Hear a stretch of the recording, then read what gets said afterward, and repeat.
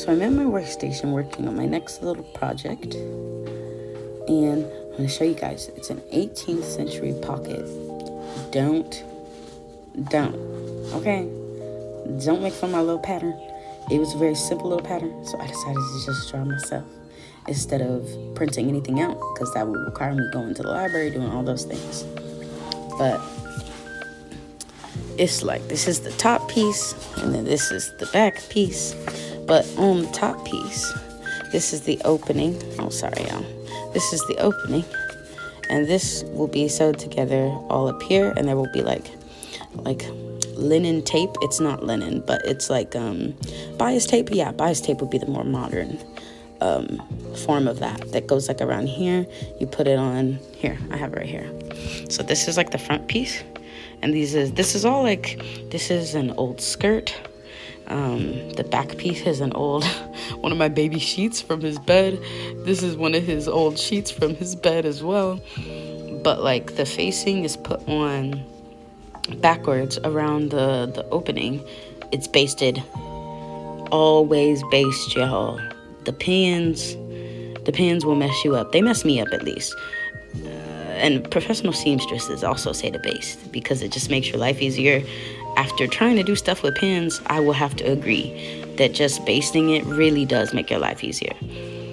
But then like once it's I'm gonna do a running back stitch. So here's our basting threads. Then I'm gonna do a running back stitch, and then you fold it over this way, and then this is the front side of it, and then you do it on the inside, and then you do running back stitch on the inside, and that's your opening. And then to close it all up, to like make the whole pocket, you have another one of these that just goes all the way around.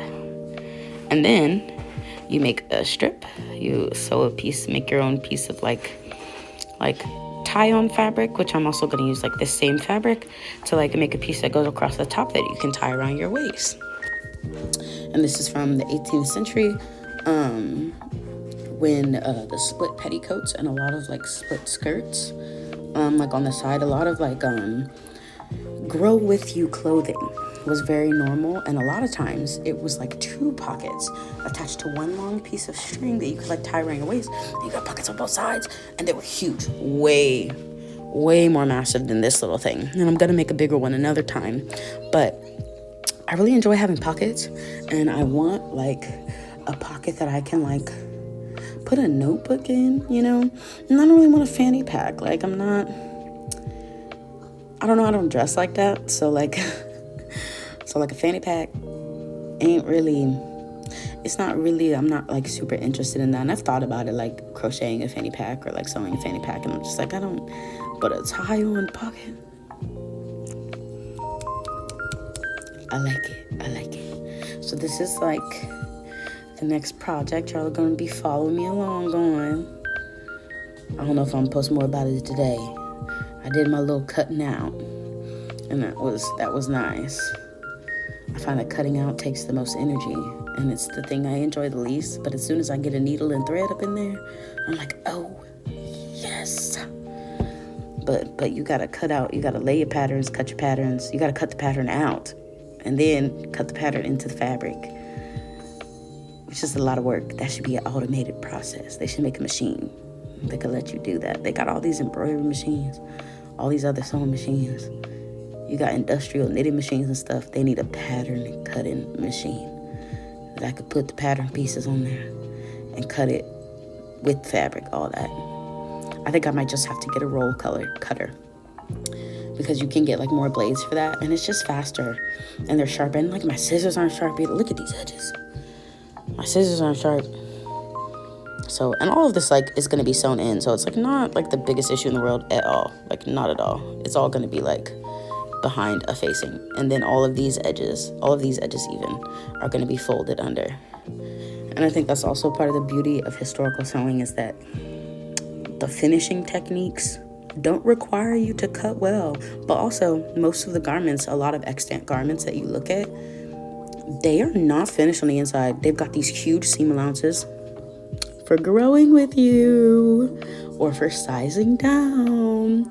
Pin tuck pleats for growing with you or for sizing down. It's all about how can you get your clothes to work for you, not how can you get yourself to work for the clothes. And I think that's what I enjoy the most about historical sewing and historical garments, is that as a plus size person, finding clothes that like you actually enjoy that also fit you well is extremely hard.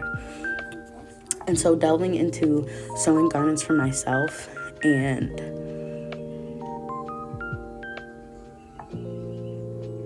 getting back into the practices of literally my granny. It's not even as far as like my ancient ancestors were seamstresses, which they were, but literally my granny made clothes for me, made clothes for herself, made clothes for my mom. And then my mom used to make clothes for me as well. And so like